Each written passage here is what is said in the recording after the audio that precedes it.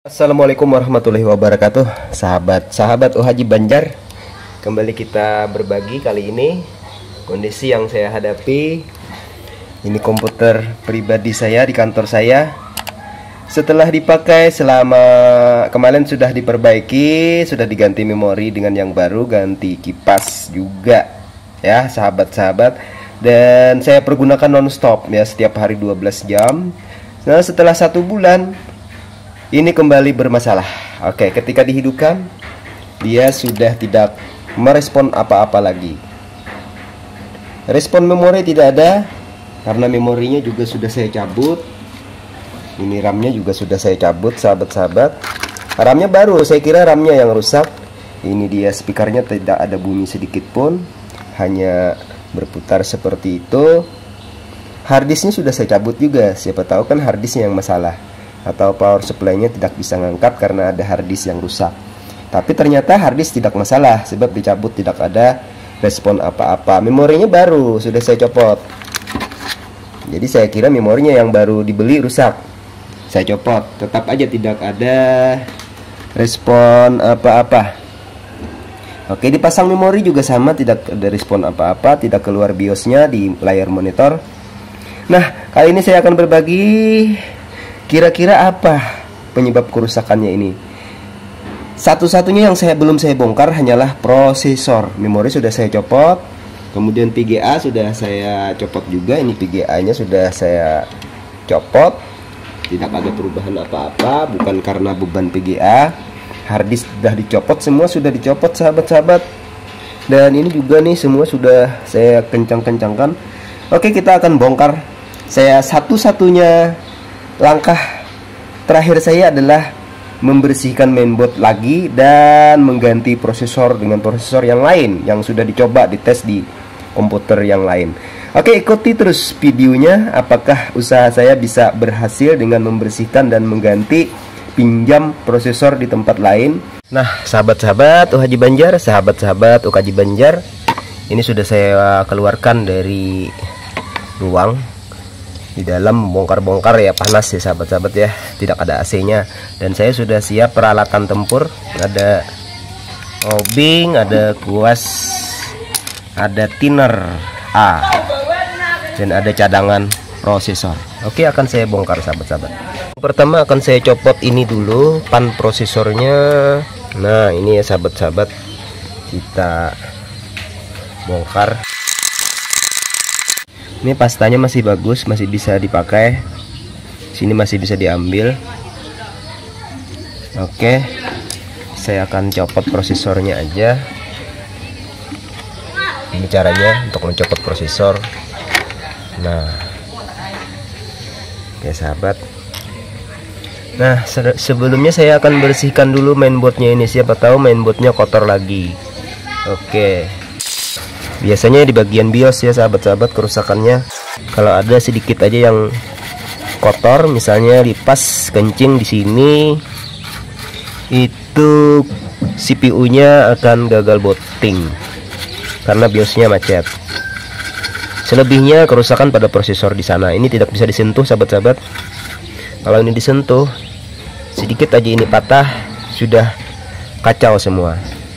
Jadi sahabat, bagian soket prosesor ini sangat sensitif.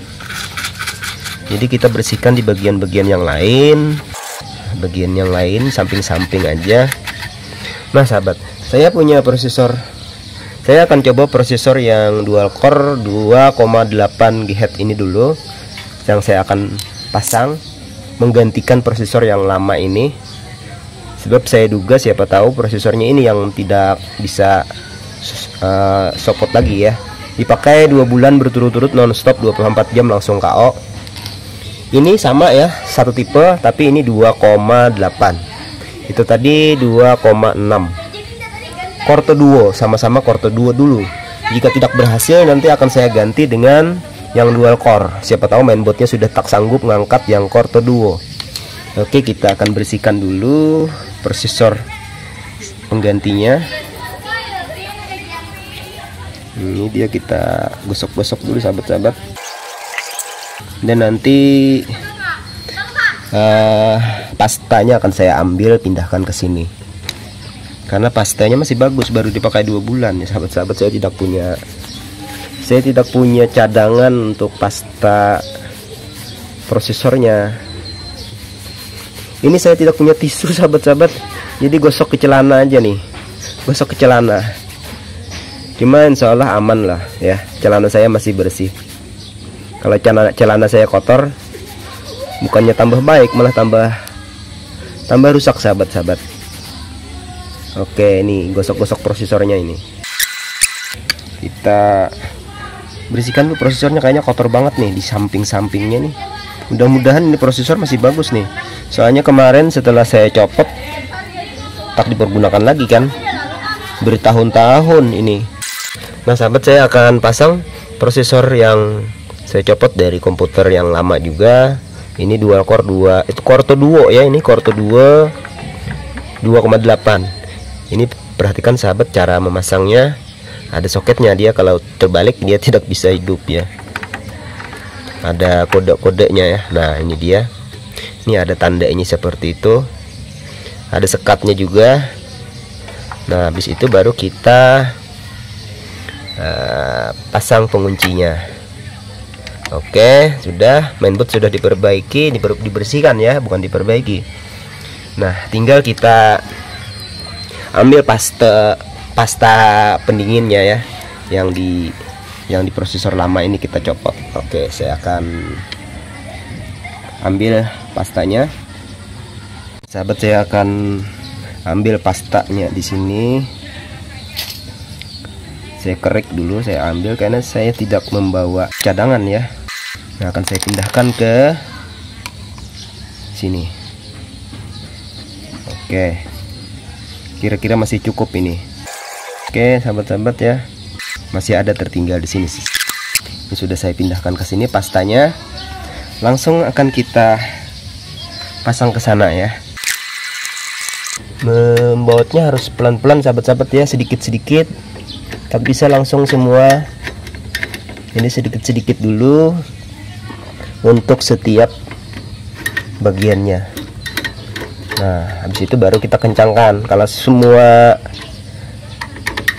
bautnya sudah memasuki dratnya, baru kita kencangkan bersama-sama semuanya dengan sistem silang ya. Nah ke sini, dari sini ke sini, ke sini, ke sini ya. Jadi silang untuk menghindari tekanan yang berbeda. Jadi sama kan tekanannya, atas, bawah, kiri, kanannya. Nah sahabat, sudah ya, ini sudah selesai. Kita akan pasang soket-soketnya. Soket fannya juga kita pasang.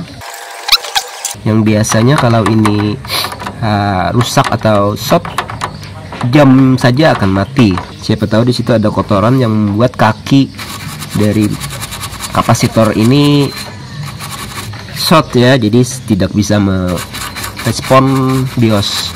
Saya akan coba bersihkan bagian sini. Nih, biasanya kalau saya rajin ini saya ganti langsung dengan yang baru sahabat-sahabat. Jika gagal BIOS ya, gagal BIOS artinya tidak bisa masuk ke BIOS. Kalau ada kompresor bisa lebih bersih. Oke sahabat, akan saya coba sambil dijemur di panas matahari. Kerusakannya karena ada yang short kotoran, mestinya bisa baik. Tapi jika memang karena ada komponen yang sudah mati ya, ini tidak akan berhasil. Oke sahabat-sahabat, sebelum kita tes setelah tadi dijemur, kita akan cek dulu, siapa tahu speakernya ini yang mati ya sahabat-sahabat. Oke, di arah tuh hidup dia. Oke, kita colok listriknya. Duar. Kita hidupkan, coba, mudah-mudahan ada bunyi ya. Nah, ada respon. Kipas berputar tapi tidak ada respon. Speaker di BIOS tidak ada respon. Kayaknya ini kerusakan memang mainboardnya. Tidak panas. Di sini seharusnya panas. Tidak panas. Betul. Ini aja. Oke, sama saya kaget ini kipasnya yang nyamber. Si satu-satunya langkah terakhir adalah mengganti power supply. Sebab bisa saja power supply-nya yang tidak berfungsi. Jadi kita tidak langsung memutuskan bahwa mainboardnya benar-benar rusak. Nanti akan saya coba lagi mengganti power supply-nya dengan yang lain. Oke, tunggu lanjutannya sahabat-sahabat video berikutnya. Apakah hanya satu sisa percobaan yang belum, yaitu mengganti power supply ya. Oke, sampai di sini dulu untuk video kali ini. Usaha untuk memperbaiki CPU yang tidak bisa hidup lagi setelah nonstop dipakai 2 bulan. Kemarin diperbaiki ininya ya, semua sudah diganti, memorinya baru dan lain-lain juga baru, harddisk baru. Tapi masih belum bisa, sudah diperbaiki, sudah dibersihkan, sudah diganti prosesor juga, tapi belum bisa saya memastikan bahwa mainboardnya yang rusak sebab tidak ada elko yang bengkak. Tapi kalau diganti dengan power supply yang lain yang mau di komputer lain masih tidak bisa, ya udah berarti memang ada bagian IC dari mainboard ini yang tidak berfungsi lagi, bukan karena kotoran ataupun debu, karena debunya sudah dibersihkan sahabat-sahabat ya. Sampai jumpa di part berikutnya, mudah-mudahan di part berikutnya ada pencerahan. Dukung terus UKJ Banjar, dukung terus UHJ Banjar. Mudah-mudahan ini bermanfaat bagi sahabat-sahabat yang mungkin memperbaiki komputer. Next di part berikutnya. Assalamualaikum warahmatullahi wabarakatuh.